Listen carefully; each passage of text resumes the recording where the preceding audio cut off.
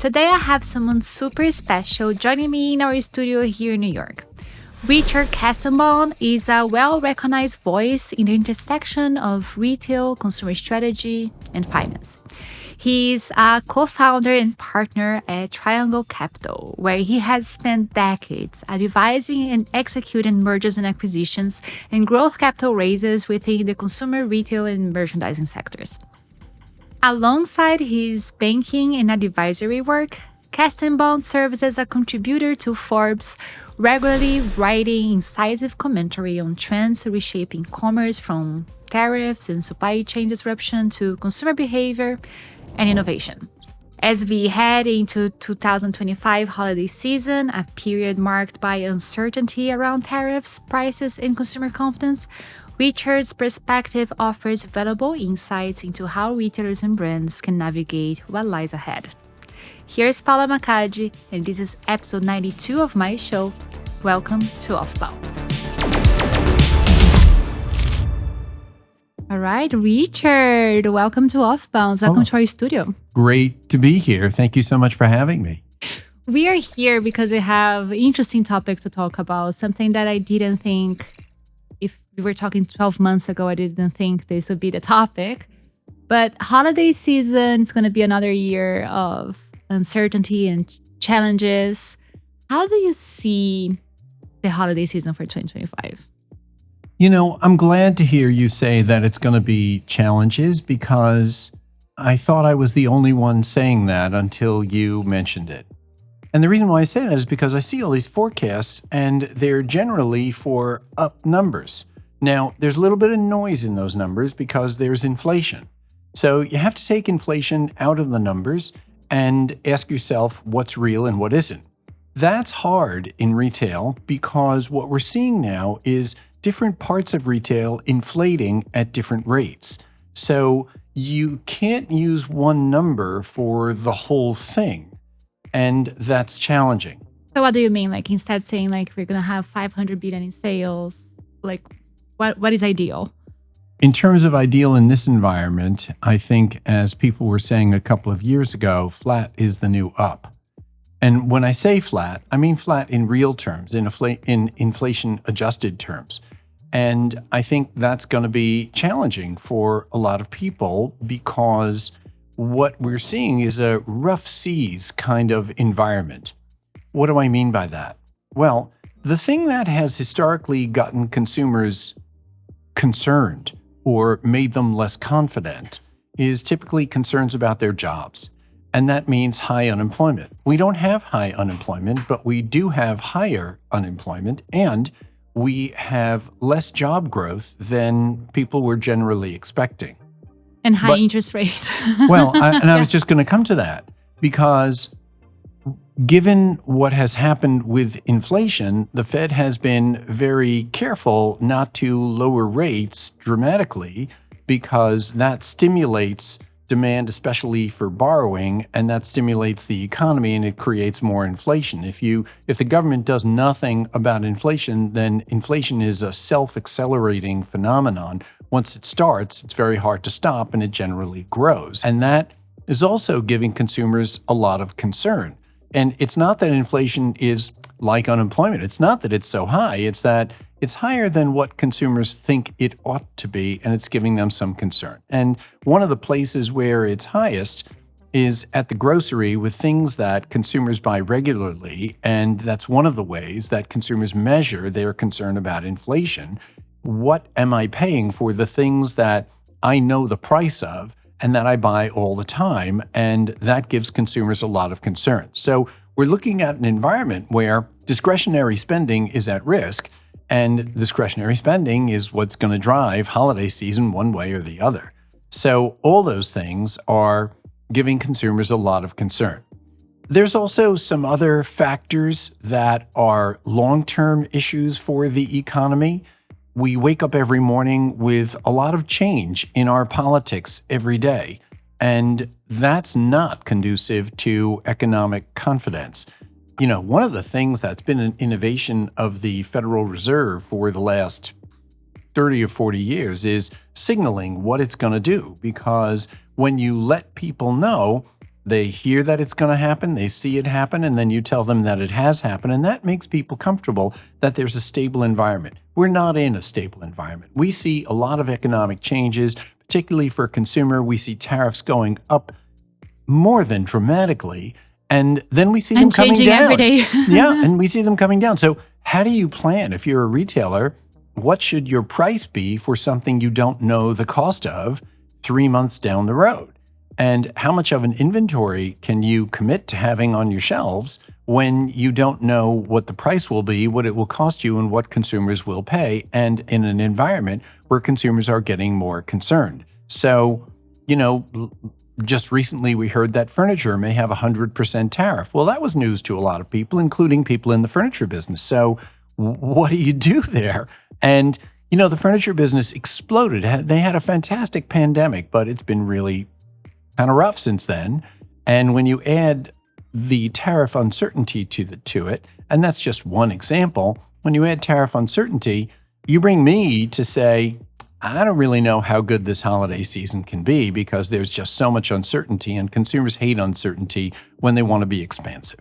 So it's just like we're seeing this like both from the consumer side and both from the company side, right? Like from the consumers, retailer, yeah, consumers, they just like they are dealing with inflation, less discretionary income, and then the businesses, I mean, it's hard to plan inventory, right? Like it's hard to plan pricing. Like what can we expect then for this season? Well, I think what you can expect is fewer deals, because a lot of deal offerings at holiday are planned. What can we buy that's going to be really cheap that we can deliver as a package? But a lot of deal offerings are unsold merchandise. There's going to be less unsold merchandise because retailers are not committing to inventory.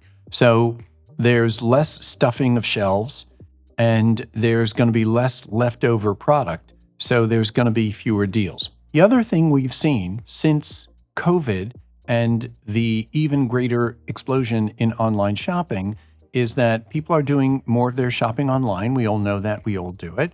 And they're starting earlier. So September and October are now meaningful in terms of holiday shopping. And so there are less days of boom and less days of bust, and it's a more gradual process. So the nature of how it's done has changed, really because of the technology and the adoption and change of consumer habits, which has taken a long time, but it's come. And of course, COVID accelerated that, as it did many other trends. Yeah, and I see this also from the technology pressure, right? Like it used to be the Black Friday, for example, used to be such a day to not fail the technology. And now talk to some tech leaders, they're like, yeah, it's not pressure anymore because they're starting giving discounts earlier. Right. So I think like also consumers are more used to buy with discounts. So paying full prices like at this time is right. Full prices for suckers, right? Right. I always pay full price. Well, legacy retailers, or many legacy retailers, have had a challenge over the last several years as they've looked at more nimble, smaller, lower cost or lower operating cost competitors come into their market and get consumers' attention online. And what they've been doing for decades prior to that is trying to make everything look like a deal. So yes, it's got a good brand, but I'm going to price it here in order to sell it at this price and give it to you. And, consumers have wised up to that, and that isn't as good a strategy as it used to be because consumers look at that with a skeptical eye. Absolutely. And I see that in myself, in my friends, like everybody is like, what should I do? Right. Is there a particular segment in our industry that you think is going to perform well or not perform well at all for this holiday season? I don't know, toys or fashion. Is there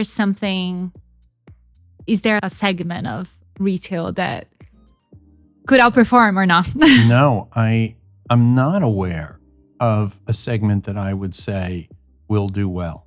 I think individual brands might do well or poorly, but that has so much to do with what inventory commitment did you make? What kind of newness do you have? What kind of margin are you expecting? And what has happened to your costs in terms of tariffs and other costs that you can't control. Yeah, makes sense. And what are some of the strategies that you're seeing retailers doing to manage all these uncertainties to what is our Super Bowl, right? The Super Bowl of our industry, which is the holiday season. What are some of the strategies they are doing? Well, the strategies are, I think, in the most immediate sense, be conservative. And that's what you're seeing a lot of retailers and brands do. Longer term, and this has been true for retail for a very long time, invest in technology to lower your costs. And that's a real necessity because if you don't do it, the other guy is doing it, and then you're in trouble because they're going to have lower costs or better strategies or better reach to their customers, etc. And that's become even harder because of artificial intelligence and AI agents and how the world is adapting to those changes. And that's a really pivotal change that's going to take a long time, but it's going to change everything about the job of almost everyone who works in consumer and retail, where the decision-making that you make is more a matter of monitoring and guiding the technology than it is to making the decisions on your own. So there are so many implications to that. And as usual, the big problem there is people and getting the people to adapt to the technology and how that changes. And so many cultural changes that will have to happen in order for people to adapt. Yeah, not in time for this holiday season, though. No, not in time for this holiday season, although we are seeing some really just amazing innovations in technology and what has happened to make that improve results and make brands and retailers more efficient and effective and profitable. But I would I assume, and I'm seeing it, cost of products, just making up for all the tariffs that are coming, right? So I think the pain is being spread around. That's what most people are saying. And their first resort, if you're an importer in the US, is to go to your supplier and say, you eat it. And, that's a question of a power dynamic. Who has the power in the supply chain? Who has the scarcest resource? So, a manufacturer whose capacity is oversold and has many customers lining up is going to say, no, I'm not going to do that. I'll just make stuff for someone else. But there aren't a lot of manufacturers like that. So they have to eat some of it and wind up in a negotiation. And then the brand goes to the retailer and says, you eat it. And, that's also a power dynamic. So in most cases, it winds up being shared pain. And eventually they do the thing that no one wants to do, which is raise prices. And everyone's telling me that prices in the fourth quarter are going up, which is not what you traditionally do when holiday season comes, right? Holiday season, as you were saying, is about deals or partly about deals. And so we're seeing everybody raising prices depending on the product, not 40%, but anywhere from 3 to 7% and sometimes more depending on the product. And consumers do react to that. You think that 3% isn't a lot or 7% may not be a lot, and that's true in some cases, but we're in an environment where I see the universe as being bifurcated with a line down the middle. And that line is, generally speaking, in consumer discretionary at household income of $100,000. And what you see is in the households with incomes below $100,000, they're struggling.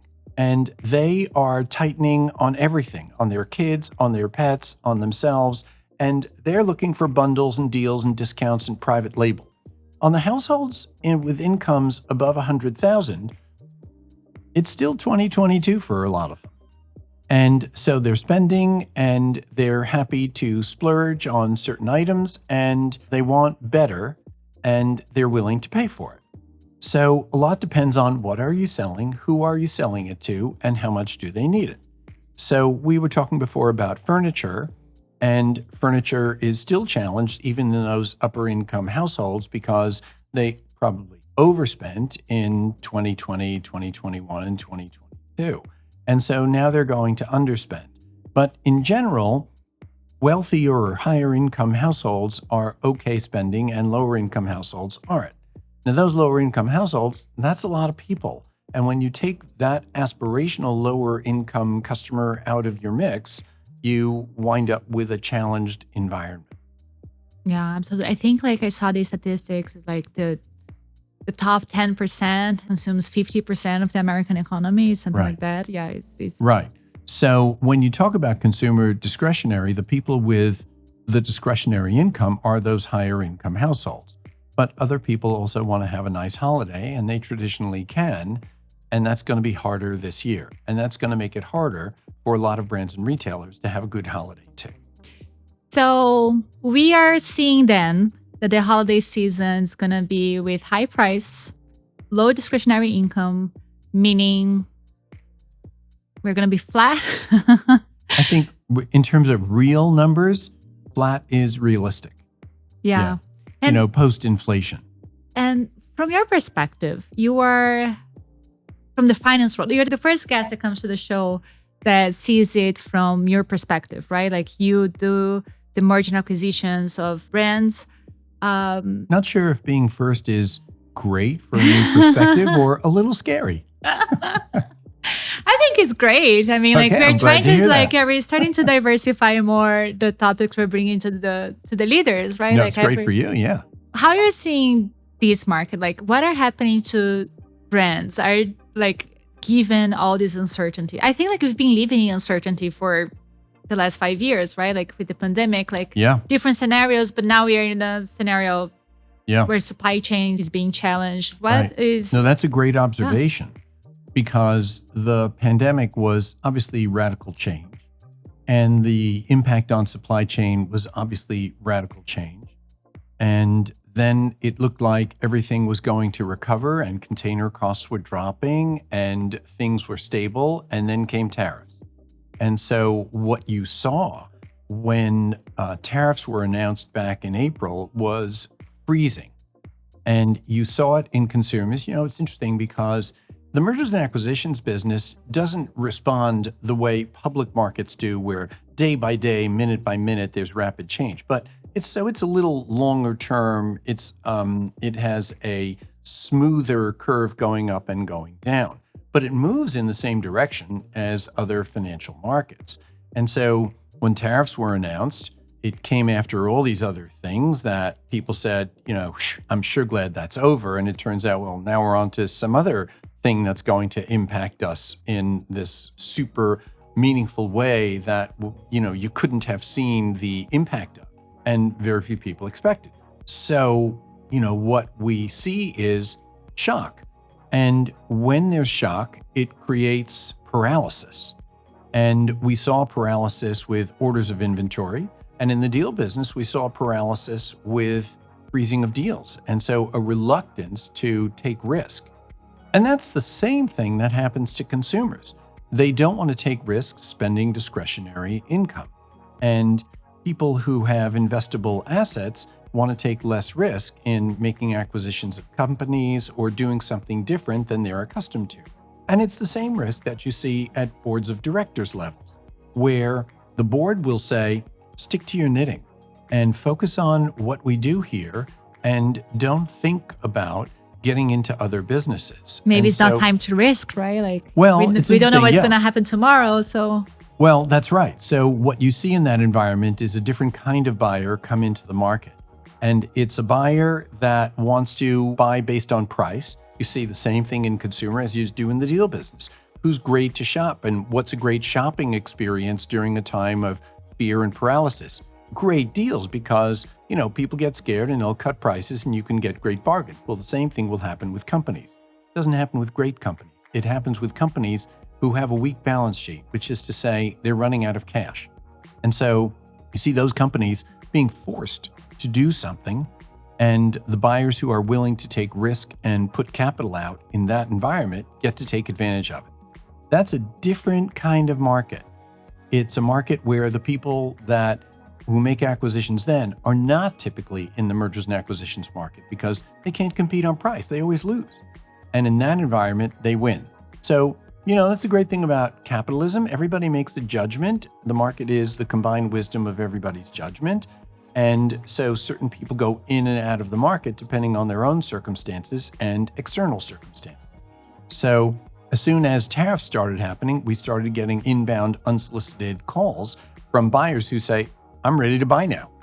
And, I know you're ready to buy. You'll pay very little. So you're only going to buy from someone who's willing to sell, which is somebody that has to. So both the people who are buyers and the people who are sellers change in that kind of environment.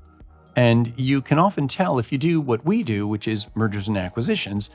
If you didn't know what was happening in the economy, you can tell by who's sending you emails and trying to reach you, because you see that the people who will only buy at a bargain price show up when there's uncertainty. And you see, do you have anything in your portfolio at the moment? Yeah, exactly. Yeah. So Makes sense. Yeah. So you can sort of tell what is happening in the world generally by which unsolicited calls do you get aside from the junk. Very interesting. People say that about mergers and acquisitions. When I describe what I do, people often say, that's so interesting. You have such interesting work. Yes, it is interesting. I get to meet the most interesting people every day. But I have to admit, there are days where I say to myself, sometimes I wish this wasn't so interesting. My boyfriend's in merger and acquisitions too. He must be a good man. He has a very interesting job for sure.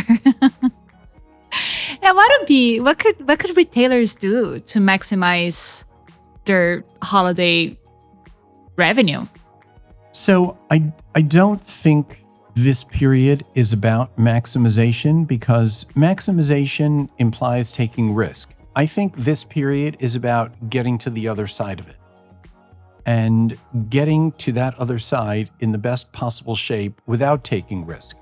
In hindsight, of course, you'll be able to say, well, if I would have had more of this item and less of that item, then I could have made more money. But before the fact, that's a really hard judgment to make. And there's only so much risk that retailers are willing to make. You might say, as you did a moment ago, now is the time to take risk. But, retailers have lease commitments. They have obligations to employees. They have an inventory that doesn't get better with age by and large. And they have to deal with balancing the risks that they're already in rather than taking on new risks. So I think we're going to see conservative behavior through the holiday period on the part of brands and retailers, and a wiping of the brow when this period is over and they've survived with decent margins, and are looking forward and, what will happen in 2026. And hopefully it'll be better. I think 2026, you haven't asked, but I'll talk. Well, we are here guessing. That's a question of, will there be continued uncertainty? Will there be, and the uncertainty is driven by, will there be continued rapid change that was unexpected by most people? As long as there is, we're going to see an uncertain economy. People want stability. And when they don't get it, they change their behavior. Well, hopefully we will have 6 months of no surprises to keep people more optimistic. What's your bet about that? I don't know. I really don't know. I remember January 2025. So I'm already thinking 2026. So it feels like it was last year. But there was, we were in NRF listening to a few economists debating what will happen to the economy in 2025. Everybody was getting a little bit optimistic. And of course, everybody was asking about the tariffs. And one economist said, you have to understand that tariffs don't come at once. It's something gradual that you do over the years with the businesses. And a few months later, there that was we were. Completely exactly. So I don't know. It's interesting that you mentioned NRF, because what I remember about NRF in January 2025 is everyone was talking about AI agents. And, technology is also a faddish business, but I don't think AI agents are a fad or AI is a fad. People have fad behavior. And so by the end of this year, by now, people are saying, I'm so glad we're not talking about AI agents and artificial intelligence implementation, but I think over the long term, artificial intelligence is going to remain very important, whether people want to talk about it or not. I think it's going to cause a lot of displacement. Chain, I just had NVIDIA here in the show, and we were talking about some use cases that they're doing. And I think supply chain, it will be the best benefit we're going to see in marketing. But for supply chain pressure, which is what we are seeing now, it's just easier to automate. And today, talking about prices rising, IKEA told that they're going to increase prices in 85% of their products, which is just the beginning. And a few months ago, I listened to the earnings call of Build-A-Bear, which was my last episode. And of course, I think for every retailer, everybody's asking, what are you going to do about the tariffs? And their strategy was very interesting. They said, we don't sell an item. We count per transaction. Transaction means several items. So sometimes you're losing one, but you make it for the other one. That consumer will see more value in paying more. So I think that could be also a strategy of bundles and things that retailers can do. You raise an interesting point, because it's human nature to succeed at what you measure. And the question then is, what should we measure? And I think in retail, that's become a new question, because you never hear anybody talk about sales per square foot as much as they used to, or you rarely hear them talk about it as much as they used to. And the reason for that is because so many things happen now that are catalyzed by the store, but don't take place in the store.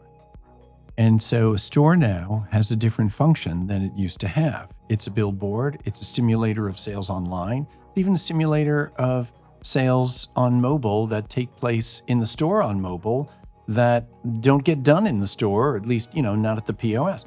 So, we're veering from our topic, but I think it's really interesting because retail's going through a transition of what it is we're going to measure.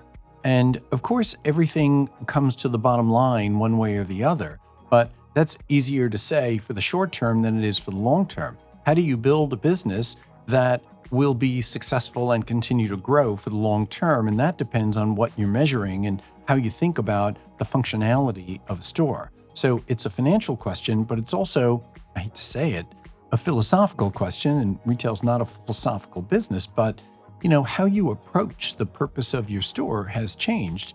And that changes where you put your store, who you put in your store, that is to say, employees, what you think their function is, how they relate to customers, and the level of person and what you pay them. And all those things are impacted by what are you going to measure to determine whether a store is worthwhile or not, and which ones should you open and which ones should you close. Absolutely. So let's try to imagine a good scenario for the next 3 to 5 years. What needs to happen for us to have very profitable and good holidays for the next 3 to 5 years? Well, I think from right now, we need stability and we need a stable environment. What does that mean? We need no rapid changes. Okay. No rapid changes one way or the other. And of course, no black swan events, like no pandemic, and even though the next thing that happens won't be a pandemic, it'll be something that nobody foresees. So we need stability where people can say to themselves, I have a pretty good idea of what's going to happen over the next 90 or 180 days in terms of the world I operate in. Therefore, I will invest. Safe for me. Yeah, exactly. That makes it safe for me to make commitments, financial commitments, meaningful financial commitments. And that means I can hire people. That's going to give everybody around me that has to do with our company more confidence. It means I can order more inventory if I do it wisely, and we can sell more stuff and make more money, and people can see that, and that's going to make them more confident that they can take expansive risk. And all of that moves in the same direction at the same time for most people. So that changes consumer confidence, and that changes the world we live in. So how do we create an environment that gives stability, that allows people to have confidence that the bottom won't fall out from under them in the next 90 to 180 days? And that's a lot of things, and I hope it happens. Me too. I mean, since I started covering the industry, I started in 2020. So I never had a year that we were like, oh, everything is great. Right. Let's just... Well, you've come very far, very fast. But that's right. The world has been in, earth-moving events for almost all that time. Yeah. And we need to stop that. Well, but there are some good data. So you mentioned I'm going to put the article here in our show notes, but you mentioned in the article you wrote for Forbes, KPMG report about tariffs impact. And there was one silver lining. 50% of retailers are observing an acceleration in industry-wide innovation and automation. I'm sorry, 50% of consumers are what? No, 50% of businesses are seeing innovation in innovation and automation. Yes. So at least, I think we've learned in this last 5 years that uncertainty makes us innovate, right? We still have to make ends meet. We need to find ways to do that. And I think some businesses are being very creative on how they're managing change in their supply chain or assembling things in the United States. Or I tend to be very optimistic. And I do too, especially because this is America. And to me, as I have spent time in different places around the world, what I find is people here are more open to innovation and particularly technological innovation. People criticize American culture and American education for not being focused on history, and it's a valid criticism. But it also develops and enhances a certain strength. And the question is, where is the balance? The strength is no one is wedded to the past. No one's afraid to say, that old way of doing something doesn't work anymore, let's throw it out. And that leaves them open to change and innovation more than in most places. And that is the opportunity for enhanced efficiency and greater wealth creation for all people. And that is one of the things that makes the American economy so unique and such an interesting place for entrepreneurs. You ask yourself, why do people come from all over the world to come here? Yeah, here you are. Why is your podcast here and not in China?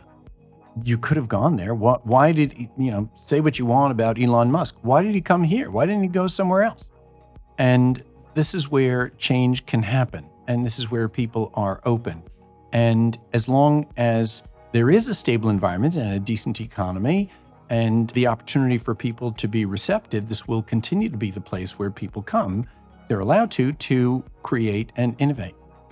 I can't wait to cover for the next several episodes of OFFBounds how businesses are innovating to stay competitive and grow. So much to talk about there. Yeah. I think, the technology we're looking at now is, in my view, a decades-long change that will happen to most companies. And we see it in our own investment banking business. And it's just remarkable how the culture and the need has changed in order to keep up. For the brands that are looking to exit, to sell, what would be your advice right now? Well, the advice that we give our clients right up until the deal is closed is run your business as though you're never going to sell it. Because when you do that, you make decisions that are for the long-term benefit of the company. And when a buyer comes in and does due diligence, there are things that they'll be able to detect and things that they know they won't be able to see what kind of decisions have been made. And when they see that in the things they can observe, decisions are being made for the long-term benefit, they know that that's for their benefit. And they say, well, then the things we can't figure out how they did will also be that way because that's the culture of the company. And then they're willing to pay more. So it's possible that your earnings will be lower if you take a long-term view, but you'll get a higher multiple. And you'll also be in a better position to negotiate the sale of your company if you don't have to sell. That's very good. Thank you so much, Richard. It was amazing to have your perspective. And let's be optimistic. We are in a great country, and hopefully we'll see several other years with a strong holiday season. Thank you so much, Paula. It's great to see you and great to be here. Thank you for having me.